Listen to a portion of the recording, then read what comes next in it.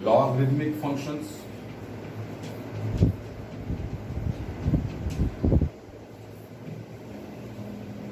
ठीक है, these all functions are continuous in their domain, ठीक है, डोमेन की बात जरूर होगी साथ में। तो all these functions they are continuous in their domain, ठीक है, अपनी डोमेन में कंटिन्यूस फंक्शन होंगे। तो इस बात को आपने अच्छी तरह से अपने माइंड में बिठा लेना है, इस बात को अच्छी तरह से आप नोट कर लीजिए, ठीक है बेटा। मैं बेसिक कॉन्सेप्ट बता रहा हूँ कंटिन्यूटी का आपको, ठीक है, ये बेसिक कॉन्सेप्ट था जो कुछ मैंने बताया। मैं एक दो क्वेश्चन पकड़ता हूँ और फिर आप एनसीईआरटी के क्वेश्चन सॉल्व करेंगे उसके बाद, ठीक है, फर्स्ट एक्सरसाइज के। तो फंडा क्या होता है ये आप देखेंगे। फॉर्मुलेटिव कंटिन्यूटी जब हम चेक करते हैं तो हमारे पास ज्यादातर दो टाइप की प्रॉब्लम होती है। दो टाइप की प्रॉब्लम ये मैंने आपको लिमिट में बताया था। एक तो ऐसा फंक्शन जिसकी वैल्यू एक पर्टिकुलर पॉइंट के अराउंड चेंज हो जाती है, ठीक है, और दूसरा फंक्शन वो है जो पर्टिकुलर पॉइंट के अराउंड चेंज नहीं होता है। तो दो टाइप के क्वेश्चन हमारे पास आएंगे। स्टार्ट करते हैं। Question is if F of X equals, और फंक्शन दिया हमारे पास X square plus 2x plus 3, if x is less than 0 and it is equal to 2x plus 2 if x is greater than equal to 0, ठीक है। Continuity given point के around continuity check करनी है, first जो आपको बताया था। तो 0 के अराउंड क्या हो रहा है, फंक्शन की वैल्यू चेंज हो रही है, ठीक है, इसका मतलब फंक्शन की डेफिनेशन चेंज हो रही है। x लेस देन 0 के ऊपर फंक्शन की वैल्यू है ये, तो डेफिनेशन क्या फंक्शन की ये, और 0 या फिर 0 से ऊपर की वैल्यू के लिए फंक्शन की वैल्यू क्या है, ये वाली वैल्यू है। तो हम कैसे सॉल्व करेंगे, x लेस देन 0 और x ग्रेटर देन 0 के ऊपर फंक्शन की वैल्यू चेक करेंगे, ठीक है। तो मैं सब्जेक्टिव वे में बता रहा हूं फिलहाल आपको, जैसा आपने एग्जाम में करना है, ठीक है। Limit x tending a negative of fx, ठीक है, x tending a negative of fx, that means when x is slightly less than a, so when x is less than a का मतलब यहां पे क्या है, 0, ठीक है। तो when x is less than 0 the value of function is this, ठीक है। तो हम यहां पे लिख देते हैं limit x tending 0 x square plus 2x plus 3, ठीक है, फंक्शन की वैल्यू लिख दी। अब ये लिखने की जरूरत नहीं है, साथ में लेस देन 0 के ऊपर फंक्शन की वैल्यू क्या थी, ये वो हमने लिख दी, ठीक है। लिमिट जो है वो 0 को टेंड कर रही है, तो इसकी वैल्यू क्या जाएगी, सामने दिख रही है 3, ठीक है, 0 हो जाएगा, ये भी 0 हो जाएगा, तो बचेगा क्या 3। अच्छा, limit x tending 0 plus of f of x, so then x is slightly greater than 0, इसके ऊपर फंक्शन की वैल्यू क्या है, ये, ठीक है। देन लिमिट x टेंडिंग 0 और यहां पे क्या जाएगा 2x plus 2, its value is equal to 2, ठीक है।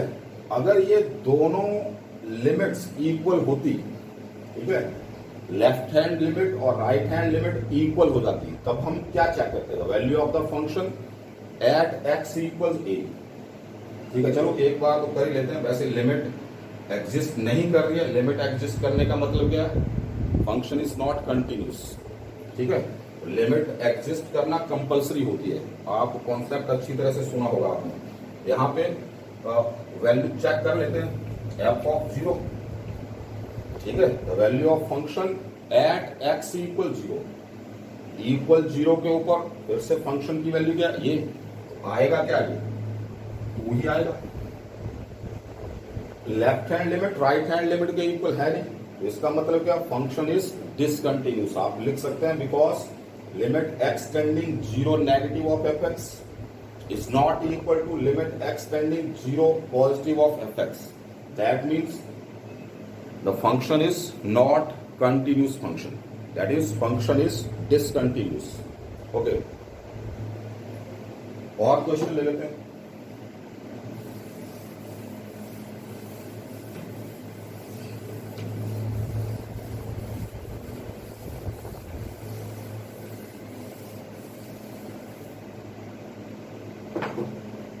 आपके पास क्वेश्चन है f of x equals